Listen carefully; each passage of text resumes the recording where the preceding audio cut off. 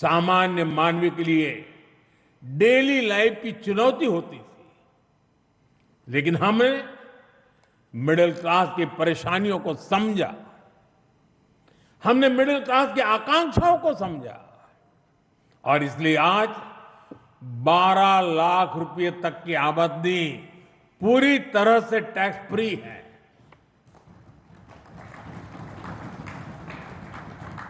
आज देश में सरल और फेसलेस टैक्स सिस्टम है। अच्छे इंफ्रास्ट्रक्चर से उनका जीवन आसान हुआ है। साथियों, बीते 12 वर्षों में मिडिल क्लास परिवार के बच्चों के लिए हर क्षेत्र में नए अवसर बने हैं। मध्यम वर्ग के घर का सपना पूरा हो सके, सरकार इसमें भी मदद कर रही है। घर में इलाज के खर्च का बोझ कम हो, इसके लिए आयुष्मान भारत योजना में बिना आय सीमा के बुजुर्गों को भी शामिल किया गया है। जीएसटी रिफॉर्म का भी बहुत बड़ा लाभ देश के मध्यम वर्ग को हुआ है। उसके लिए हेल्थ इंश्योरेंस सस्ता हुआ है। उसके सपनों से जुड़ी चीजें सस्ती हुई है। इन प्रयासों का परिणाम है कि आज देश का मिडिल क्लास अनिश्चितताओं से मुक्त हो रहा है। वो भरपूर आत्मविश्वास के साथ देश की विकास यात्रा को गति दे रहा है। साथियों, हमारे लिए दल से हमेशा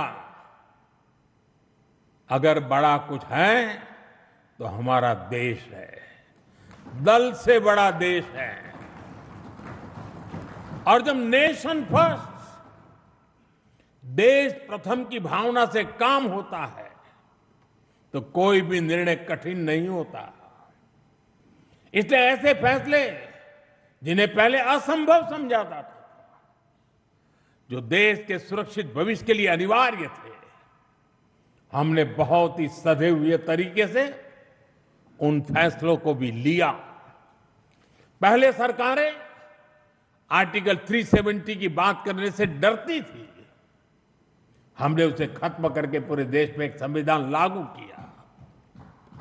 पहले नॉर्थ ईस्ट से बम, बंदूक और ब्लॉकेट जाने का नाम नहीं लेते थे। हमने नॉर्थ ईस्ट में शांति भी लौटाई और स्थिरता भी लेकर आई।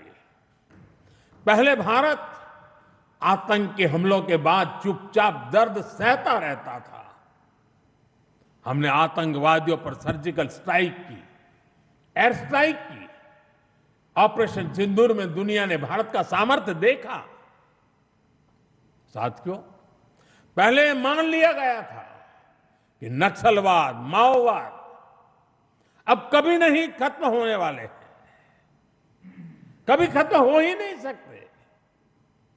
हमने देश को नक्सलवाद, माओवाद के उस जहर से मुक्त करके दिखाया है। साथियों, महिलाओं को आरक्षण, 3 तलाक के खिलाफ कानून, सीएए का कानून, भारतीय न्याय संहिता, सैनिकों को 1 रैंक 1 पेंशन।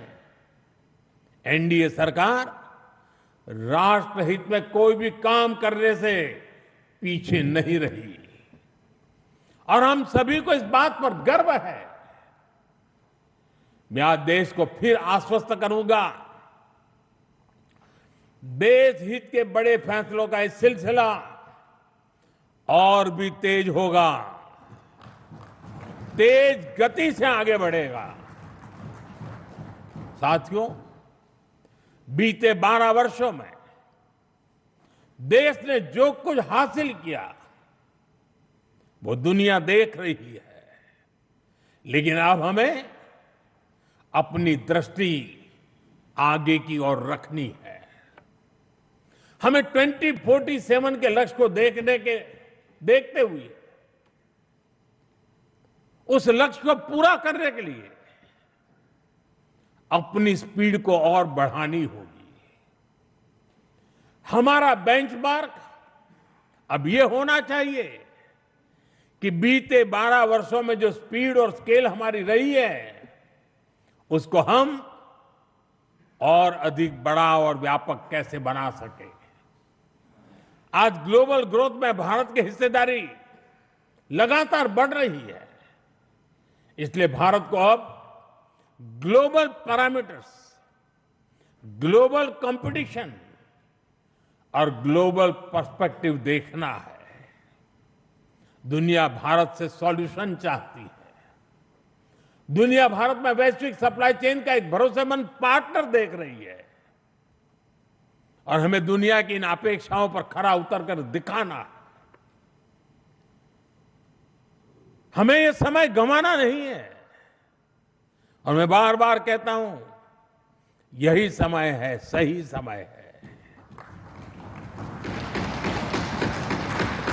साथियों में फ्यूचरिस्टिक टेक्नोलॉजी में खुद को श्रेष्ठ रखना है। हमें सिर्फ दुनिया जैसा नहीं करना, हमें दुनिया से एक कदम आगे रहना है। अब जैसे एनर्जी सिक्योरिटी है, बीते 12 वर्षों में हमने ऊर्जा में आत्मनिर्भरता के लिए अभूतपूर्व काम किया। मैंने लाल किले से समुद्र मंथन अभियान की घोषणा की थी। ये बहुत ही महत्वाकांक्षी मिशन है। बीते दिनों में ऑयल एंड गैस के एक्सप्लोरेशन को लेकर काफी पॉजिटिव खबरें आ रही हैं। यानी आने वाला समय अनेक संभावनाओं से भरा हुआ है और हमें हर संभावना का पूरा फायदा उठाना है। साथियों, अब हमें 500 गीगावाट रिन्यूएबल एनर्जी के टारगेट को जल्द से जल्द पूरा करना है। सोलर एनर्जी को लेकर तो काम तेजी से चल रहा है, लेकिन अब हमें न्यूक्लियर एनर्जी के लक्ष्यों को भी तेजी से हासिल करना है। अभी हमने दुनिया को दिखाया है कि Bharat fast breeder reactor technology में कितना आगे पहुंच गया है। ये टेक्नोलॉजी हमें न्यूक्लियर एनर्जी में आत्मनिर्भरता की तरफ ले जाएगी। इसी तरह ग्रीन हाइड्रोजन और ग्रीन अमोनिया के मामले में भारत बहुत तेजी से काम कर रहा है। आने वाले समय में ये टेक्नोलॉजी भारत को ग्लोबल ग्रीन एनर्जी मैप में सबसे प्रमुख बना पाएगी और ये नाम बनना पक्का है। साथियों, आज बड़े एक्सपर्ट्स भी का भी अनुभव है कि जिन देशों ने मैन्युफैक्चरिंग के पूरे इकोसिस्टम पर 80-90 के दशक में काम किया, उन्हें उसका फायदा इस सदी में मिलना शुरू हुआ। भारत ने 10-12 वर्ष पहले जिस इकोसिस्टम पर काम करना शुरू किया, उसका लाभ अब देश को मिलना शुरू हो गया। 2014, 15, 16 के कालखंड में जो बात नींव डाली गई, उसके फल अब दिखाई देने लगे हैं। भारत तेजी से दुनिया का मैन्युफैक्चरिंग पावर हाउस बनने की ओर आगे बढ़ रहा है। साथियों, energy, minerals, cheap, battery storage, space, drone, data centres, quantum computing, artificial intelligence, ऐसे हर सेक्टर, हर टेक्नोलॉजी एक दूसरे से जुड़ी हुई है। ये एक दूसरे की पूरक है। भारत इनके लिए विदेशों पर निर्भर नहीं रह सकता, क्योंकि ये भारत की आर्थिक और स्ट्रेटेजिक हर प्रकार की सिक्योरिटी से जुड़े विषय है। और तभी भारत सेमीकंडक्टर इकोसिस्टम पर इतना फोकस कर रहा है। तभी क्रिटिकल मिनरल्स को लेकर मिशन बोर्ड पर काम चल रहा है। साथियों, शिपिंग सेक्टर में भारत आत्मनिर्भरता के नए लक्ष्यों के साथ आगे बढ़ रहा है। हम एक ऐसे फ्यूचर की तरफ बढ़ रहे हैं जहां हम मेड इन इंडिया शिप पर ट्रेड करेंगे और कंटेनर भी मेड इन इंडिया होंगे। शिप मेंटेनेंस और रिपेयर से लेकर स्क्रैपिंग तक की सर्विसेज भी भारत देगा। यही विजन हमारे एविएशन सेक्टर के लिए है। आज हम made in India transport aircraft बना रहे हैं। वो दिन दूर नहीं जब Bharat made in India civil aircraft भी बनाएगा।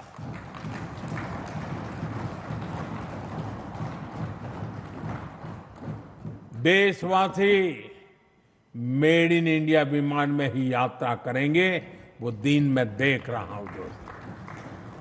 साथियों, ये सदी टेक्नोलॉजी की है, डेटा की है। आज विश्व के सबसे बड़े और आधुनिक डेटा सेंटर्स भारत में बन रहे हैं। यही भारत की ग्लोबल सप्लाई और वैल्यू चेन का मजबूत पिलर बनाएगी। हमने यूपीआई के माध्यम से दुनिया को दिखाया है कि भारत कम से कम और कम से कम समय में टेक्नोलॉजी का इतना विस्तार कर सकता है। हमने दिखाया है कि हमारे युवाओं का सामर्थ्य क्या है। अब एआई, डीप टेक और एडवांस टेक्नोलॉजी में हमारे युवा नया दमखम दिखाने के इरादे से आगे बढ़ रहे हैं। साथियों, आने वाले समय में दो और सेक्टर्स में भारत का सामर्थ्य पूरी दुनिया देखेगी। ये सेक्टर है टूरिज्म और स्पोर्ट्स। ये दोनों भारत की इकोनॉमी के मजबूत पिलर बनेंगे।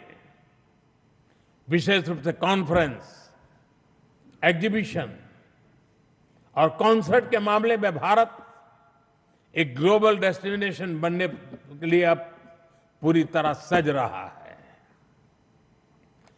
आधुनिक इंफ्रास्ट्रक्चर से सेक्टर को बहुत पुश मिलेगा और स्पोर्ट्स में तो भारत के युवा कमाल का प्रदर्शन कर रहे हैं और हर दिन उनकी परफॉर्मेंस निखरती जा रही है।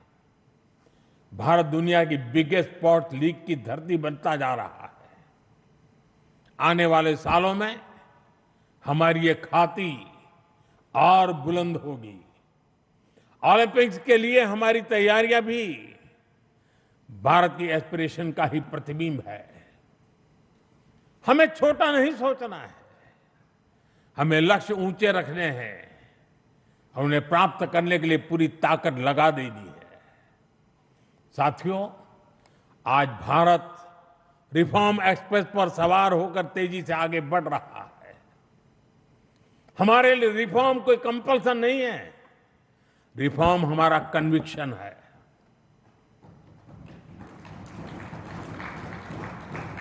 और देश भी निरंतर रिफॉर्म्स को सपोर्ट कर रहा है। साथियों, देशवासियों की सहभागिता की हमारी बहुत बड़ी शक्ति है। ये 12 वर्ष सरकार और समाज की सहभागिता का उत्सव मनाने वाले रहे हैं। बीते 12 वर्षों में मैंने जो भी सहयोग देश से मांगा, देशवासियों ने दिल खोल करके साथ दिया है। मैंने स्वच्छता का आग्रह किया तो पूरा देश निकल पड़ा।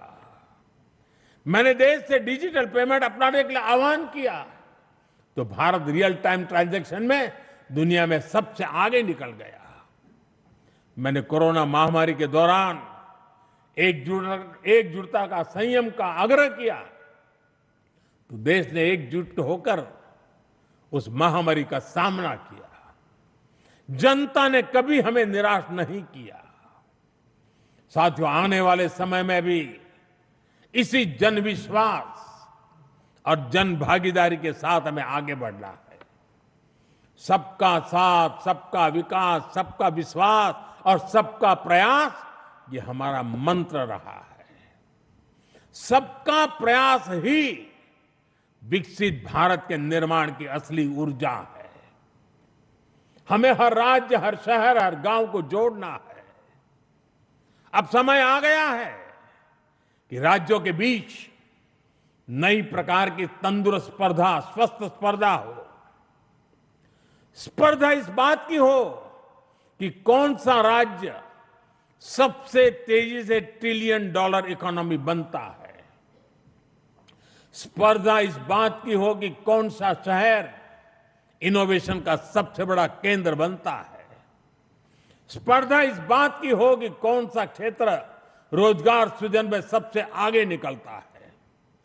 भारत की प्रगति राज्यों की ऐसी प्रगति से ही होने वाली है। आइए अगले दशक को उपलब्धियों के साथ साथ श्रेष्ठता का भी दशक बनाएं। आइए राजनीति की स्पर्धा से ऊपर उठकर विकास की स्पर्धा को राष्ट्रीय संस्कार बनाएं। 12 वर्षों की यात्रा उपलब्धियों की रही है। आने वाले वर्ष और भी नई सिद्धियों के होंगे, और भी बड़ी सिद्धियों के होंगे। इसी विश्वास के साथ आप सभी का मैं फिर से अंतःकरण पूर्वक आपके साथ सहयोग समर्थन के लिए आभार व्यक्त करता हूं। मैं सर झुका करके देश के कोटि कोटि नागरिकों को नमन करता हूं। उनके आशीर्वाद ने हमें ऊर्जा दी है, शक्ति दी है, प्रेरणा दी है, प्रोत्साहन दिया है। ये जनता जनार्दन के चरणों में सर झुका करके प्रणाम करते हुए आइए एक नए विश्वास के साथ हर संकल्प को पूरा करने के सामर्थ्य को जुटाते हुए हम चल पड़े। देशवासियों के सपनों को हमारे संकल्प बनाएं। हमारा पल पल देशवासियों के संकल्पों की साकार करने की यात्रा का अहम पड़ाव बनता चले। इसी इस भावना के साथ देशवासियों के ऊपर पूरा भरोसा करते हुए आओ निकल पड़े। बहुत बहुत धन्यवाद।